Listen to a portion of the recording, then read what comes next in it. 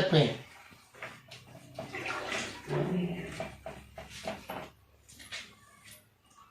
जाचक और कोलेट चक पे। तो जाचक क्या होता है, 3 जाचक होता है या 4 जाचक होता है या 2 जाचक होता है या यूबीएल चक भी होता है। तो सेटिंग करने के लिए सबसे पहले क्या करना है, जो हमारे पास ड्राइंग है, ड्राइंग के हिसाब से हमें ड्राइंग लेनी है। सबसे पहले ड्राइंग के हिसाब से हमें पार्ट लेना है, पार्ट के हिसाब से हमें क्या करना है, उसके जा सेलेक्ट करनी है या कोलेट सेलेक्ट करना है। ये देखना है हमारा पार्ट जा चक में लगेगा या कोलेट चक में लगेगा, पार्ट हमारा सेंटर टू सेंटर है या डेड सेंटर टू सेंटर है या चक टू सेंटर है या कोलेट चक टू सेंटर है, ये देखना पड़ेगा।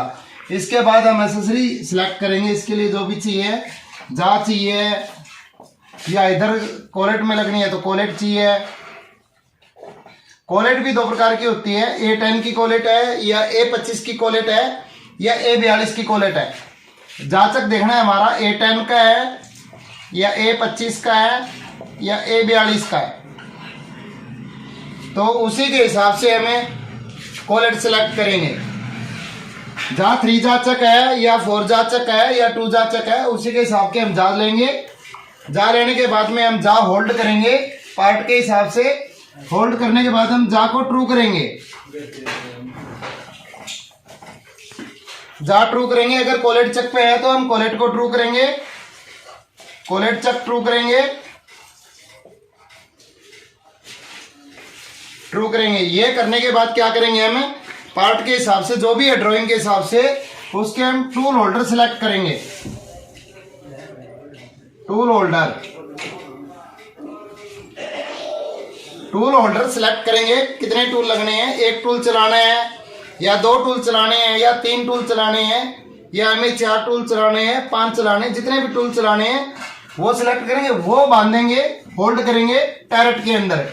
टैरेट के अंदर होल्ड भी हिसाब से करेंगे। एक डायरेक्शन के टूल लगाएंगे हम। अगर राइट हैंड लगाने हैं तो सारे राइट हैंड लगाएंगे या लेफ्ट हैंड लगाने हैं तो लेफ्ट हैंड लगाएंगे। और ये लगाने के बाद ये टूल भी हम सीरियल से बांधेंगे। अगर 3 से 4 टूल बांधने हैं, 3, 4, 5, 6 में बांधेंगे, 1, 2, 3, 4 में बांधेंगे, मतलब सीरीज वाइज बांधेंगे। आगे पीछे बांधेंगे तो क्या होगा, टैरेट को ज्यादा इंडेक्स होना पड़ेगा, हमारा साइकिल टाइम ज्यादा आएगा। और रोटेशन भी अगर राइट और लेफ्ट के दोनों कॉम्बो कर दिए तो भी हमें दिक्कत आएगी। स्पेंडल को हमें रोकना पड़ेगा बीच में। अगर स्पेंडल को रोकेंगे तो मोटर पे भी लोड पड़ेगा, नंबर 1। नंबर 2, हमारा साइकिल टाइम भी ज्यादा आएगा। इसलिए जब भी टूल सिलेक्ट करें तो एक डायरेक्शन कर करें, या तो हमारे राइट हैंड हो सारे या फिर हमारे सारे टूल लेफ्ट हैंड हो। इसी डायरेक्शन में हमें टूल सिलेक्ट करने हैं। टूल सिलेक्ट करने के बाद हम क्या करेंगे, पार्ट होल्ड हो चुका है, टूल बन चुके हैं हमारे। हर एक टूल का ऑफसेट लेंगे हम। अगर जो टूल पहले से बंधा हुआ है उसका एक्स का नहीं लेंगे, जेड का लेंगे अगर रनिंग में है तो। वैसे फिर भी मेरा कहने का मतलब यही है कि आप क्रॉस चेक कर लो, एक्स एंड जेड दोनों का ही ऑफसेट लें आप, ताकि कहीं रिस्क की संभावना न रहे। ये करने के बाद आपको क्या करना है, मशीन को सिंगल ऑटो में रन करनी है। सिंगल ऑटो में। और हर एक टूल के ऊपर ये मार्जिन देखना है, कहीं मार्जिन ज्यादा तो नहीं मिल रहा या किसी टूल के ऊपर लोड ज्यादा तो नहीं है। तो हर एक टूल के ऊपर लोड क्या रखना है, हमें पैरेलल रखना है, बराबर रखना है, ताकि हमारी इंसर्ट की लाइफ भी ठीक आए, चैटरिंग भी नहीं आए। हाँ, एक चीज और चैटरिंग का नाम आया, जो आपने टूल बांधे उनमें से किसी भी टूल की ओवर हैंगिंग न हो और टूल की सेंटर हाइट ओके हो। फेस करके देख लेना, पिप नहीं बननी चाहिए सेंटर में, तो इसलिए टूल की सेंटर हाइट ओके होनी चाहिए। और टूल के अंदर जो भी इंसर्ट बांधी है वो जो आपका मटेरियल है पार्ट का, उसी के हिसाब से ग्रेड भी सिलेक्ट करने आपको इंसर्ट बांधते हुए।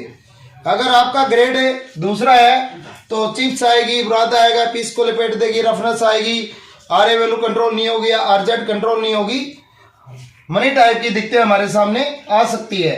इसलिए इंसर्ट का ग्रेड इज मोस्ट इंपॉर्टेंट।